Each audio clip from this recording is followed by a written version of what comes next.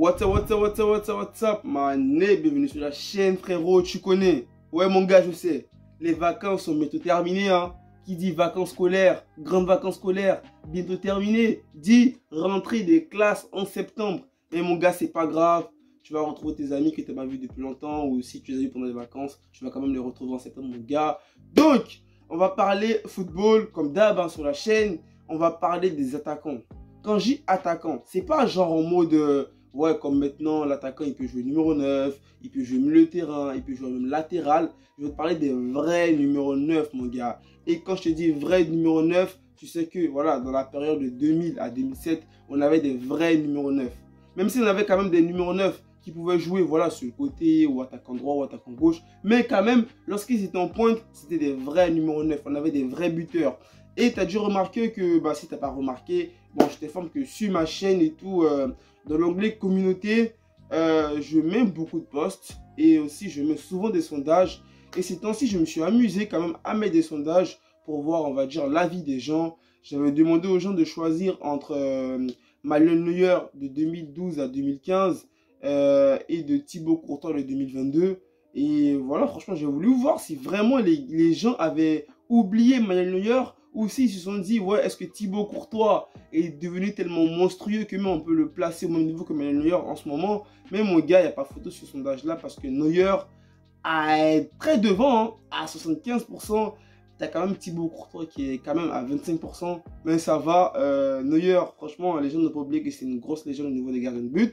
Et aussi, j'ai fait un autre sondage en deux joueurs, pratiquement pour moi, qui ont eu le même niveau en fait, jusqu'à la fin de la carrière, qui ont été vraiment au même niveau. Pour moi, ces deux joueurs-là, pour moi personnellement, hein, j'arrive pas à choisir entre ces deux joueurs-là, entre Frank Lampard et Steven Gerrard.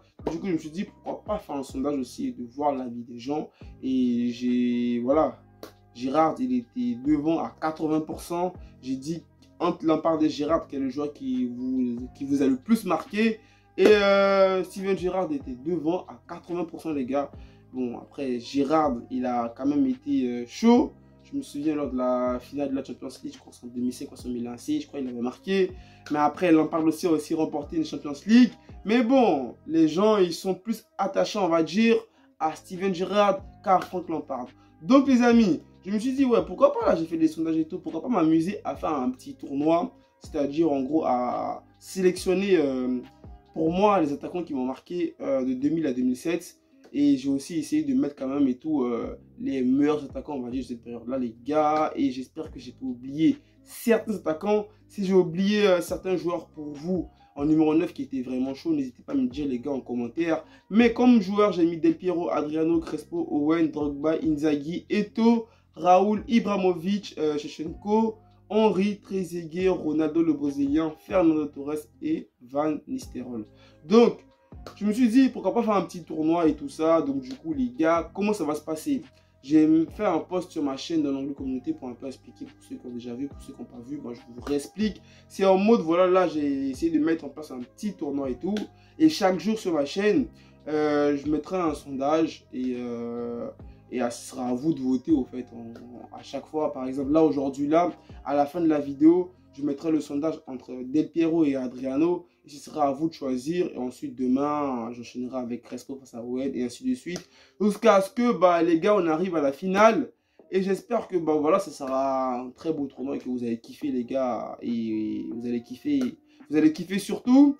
Et aussi, si vous votez dans les sondages, n'hésitez pas peut-être à mettre des commentaires pour dire pourquoi vous votez. Je sais pas, par exemple, là, si je vais mettre Adriano et Del Piero, n'hésitez pas à me dire pourquoi vous avez mis Adriano ou Del Piero. Mais sinon, les gars, j'espère que vous allez kiffer et j'espère que surtout vous allez participer. Sinon, les gars, tranquille. C'est la petite vidéo du jour, les gars. Et sinon, moi, comme ça, là, j'ai mis le sondage et je vous dirai pour moi, là, je vous dis maintenant pour moi, le premier, celui que moi je vais choisir en Del Piero Adriano, bien sûr mon gars, je vais choisir Adriano juste parce qu'il était fort à PES 2006 les gars. C'était tout les gars. Sur ce, à vous de jouer les gars.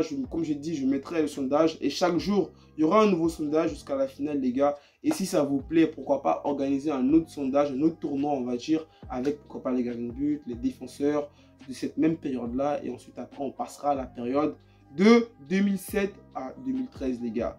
Donc, les héros, c'était tout. Prenez soin de vous, prenez soin de vos familles, n'oubliez pas les héros, restez toujours positifs, vous êtes les gars ensemble. Allez, peace!